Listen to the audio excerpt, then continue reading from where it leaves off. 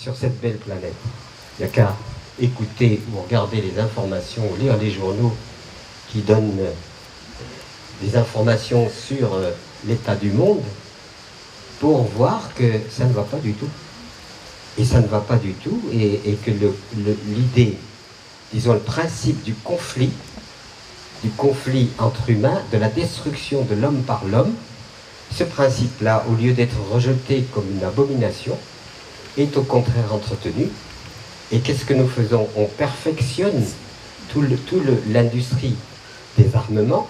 Que fait l'industrie des armements? Elle dépasse énormément d'argent à perfectionner l'art de tuer. La bombe atomique, abomination absolue. Et on est tout fiers d'avoir des bombes atomiques. C'est quand même, faut quand même le faire. Hein. On devrait être honteux d'avoir des bombes atomiques. On ne devrait pas être fiers. Eh bien, tout ça fait qu'il y a dans la psyché collective une espèce de mise en norme et même d'esthétisation du drame ou du malheur. Le malheur est esthétisé. Et quand on a bien tué, on est transformé en héros, etc. Donc la liste est longue des aberrations sur lesquelles nous faisons reposer notre existence sur cette terre. Conflit l'humain contre l'humain, l'humain détruit l'humain détruit les autres créatures, l'humain pollue et détruit la planète. Donc nous sommes un phénomène très particulier. Il se trouve que je suis paysan et je suis fier d'être paysan.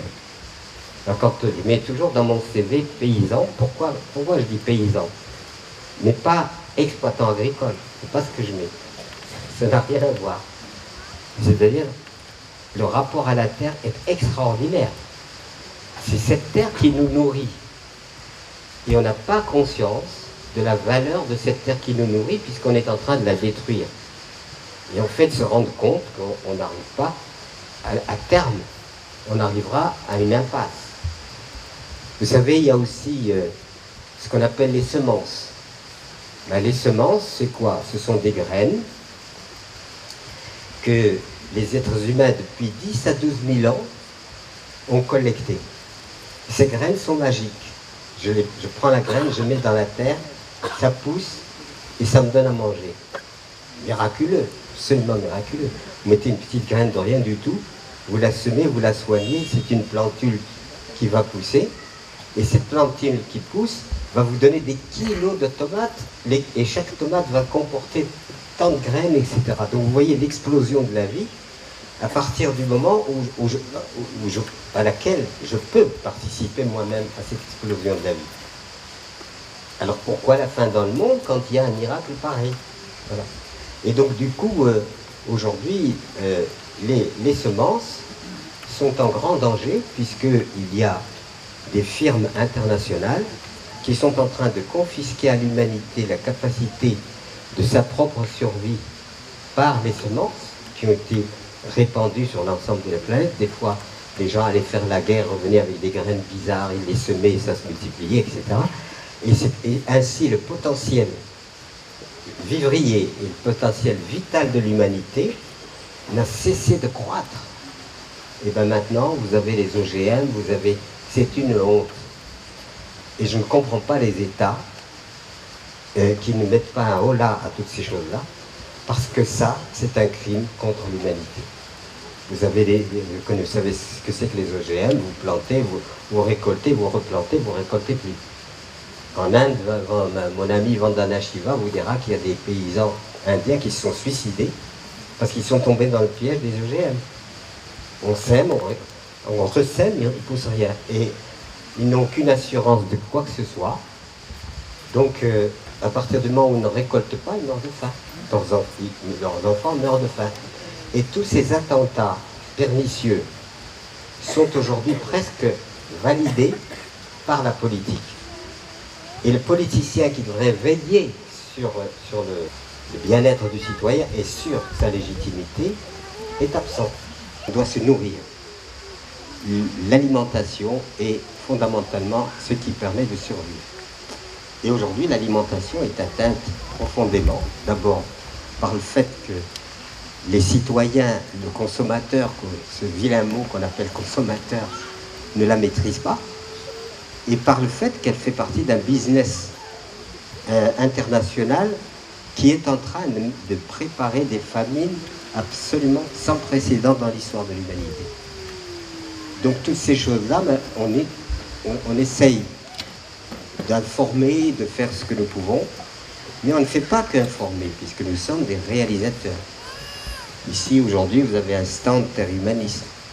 Qu'est-ce que c'est que Terre Humanisme? Ben, c'est une organisation, une association qu'on a créée qui non seulement produit, expérimente, exporte les connaissances pour amener les gens à aller vers ce qu'on appelle l'agriculture écologique. Pourquoi l'agriculture écologique est absolument indispensable aujourd'hui à la société tout entière? Parce qu'elle repose sur le fait de la dynamique de la vie elle-même. Il y a un certain Lavoisier qui a dit « rien ne se crée, rien ne se perd, tout se transforme ». Et bien cette logique des choses qui se transforment, c'est ce que l'agriculture écologique propose, de façon à permettre aux populations, par leurs propres moyens, à répondre comme ils l'ont fait pendant des siècles, à leurs besoins alimentaires. Et ça, on ne peut pas plaisanter sur l'alimentation, puisque les évolutions générales aujourd'hui concernant la maîtrise de la survie alimentaire sont tous atteints par des interventions extérieures qui, eux, sont loin d'être charitables. Ils sont plutôt avides de profit. Et donc, aujourd'hui, c'est une question qui se pose d'une façon très, très forte. Et malheureusement, il y a en même temps l'endormissement de la conscience collective, l'endormissement du citoyen. On m'a dit la COP 21 ou 22 ou 23, c'est du pipeau. C'est une façon. La COP de quoi? La COP qui, en fait, par une manœuvre très, très précise, ça consiste en quoi? Dormez, braves gens, nous nous occupons de l'environnement, tout ça. Soyez tranquilles. Et quand vous cherchez, vous trouvez des lobbies financiers, des trucs qui organisent tout ça. Ça, c'est l'opium que l'on donne au peuple de façon à ce que l'écologie ne soit pas considérée comme priorité des priorités, alors qu'elle doit l'être. Il n'y a pas longtemps, une journaliste importante est venue me voir, me disant, parce qu'elle faisait une enquête sur l'eau. Je lui dis, madame, vous êtes de l'eau. Il y en a de la flotte, là. Évidemment, moi, si on me presse, il n'y aura pas grand-chose. Mais nous sommes de l'eau. Nous sommes ça. C'est pas l'eau et moi, je suis de l'eau. Voilà. Et donc, je suis de la terre. Je suis du minéral. Mon squelette, c'est du minéral. Mais du minéral vivant, pas du minéral mort. Nous sommes cela. Et au lieu de prendre une conscience approfondie, même en partant de notre physiologie, de mettre en évidence que nous sommes la nature, et il n'y a pas la nature et nous. Qu'est-ce que c'est que cette bizarrerie? L'homme s'autoproclame au-dessus de tout. Du jour au lendemain, il décrète ça, il est au-dessus de tout. Voilà. Et il est au-dessus de tout, donc il est propriétaire de tout, alors qu'il est peanuts, rien. Tout ça pour vous dire, non pas pour vous casser le moral, parce que vous pouvez le faire tout seul, je sais pas, vous n'avez pas besoin de moi. Et tout ça pour dire que si je veux être honnête dans ce que j'ai à vous dire, et ce que j'ai à vous dire, c'est pas simplement des mots et des mots et des mots.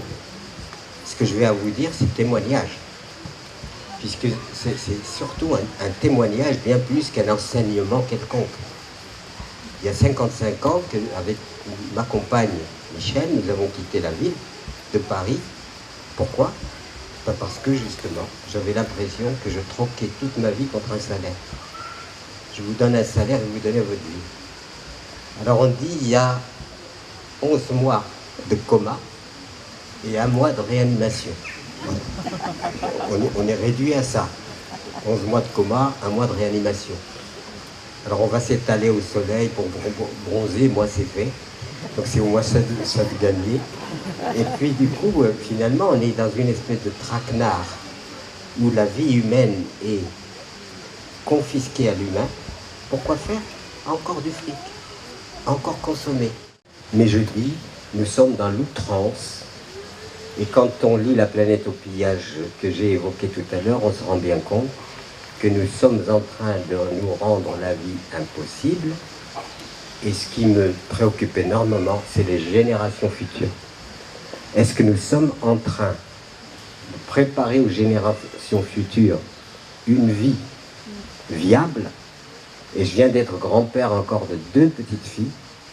Et chaque fois, je me dis, est-ce que nous avons le droit de ne rien faire pour que les générations ou les enfants que nous avons mis au monde soient mis dans le traquenard de la survie?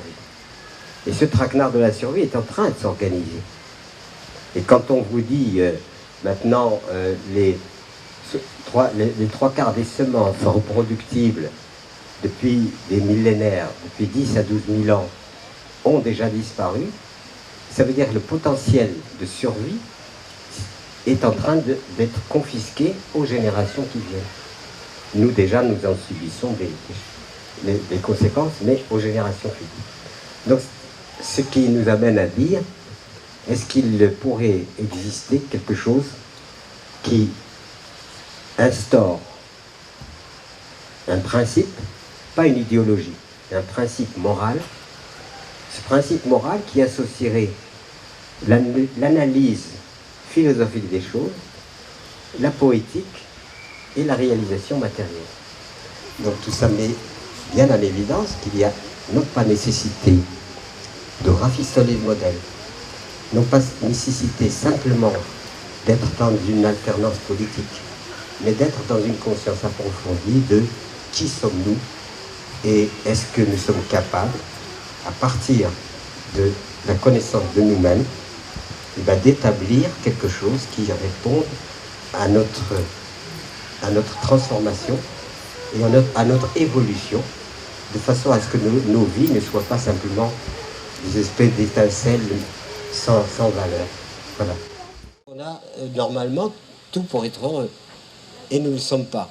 Ça veut dire qu'il faut aller maintenant réfléchir à changer si nous ne faisons le travail nous-mêmes de notre propre changement. Si nous ne changeons pas, la société ne changera pas. Et c'est pour ça, c'est absolument indispensable. C'est extrêmement important de comprendre que nous avons un travail à faire et pour nous-mêmes, pour rentrer dans une espèce de sérénité et de tranquillité par la simplicité, et qu'en faisant cela, nous devenons témoins que cela est possible. Et on peut rentrer dans ce qu'on appelle une contamination positive qui amènera même au niveau de nos enfants, parce que les enfants sont très absorbants, les enfants sont très... Et je pense que le temps de la sobriété puissante, j'ai écrit un autre livre, La puissance de la modération, je pense qu'aujourd'hui, c'est par la modération et la simplicité qu'on sera puissant, c'est certainement pas par toujours plus, dans l'insatiabilité, l'insatisfaction permanente. Voilà.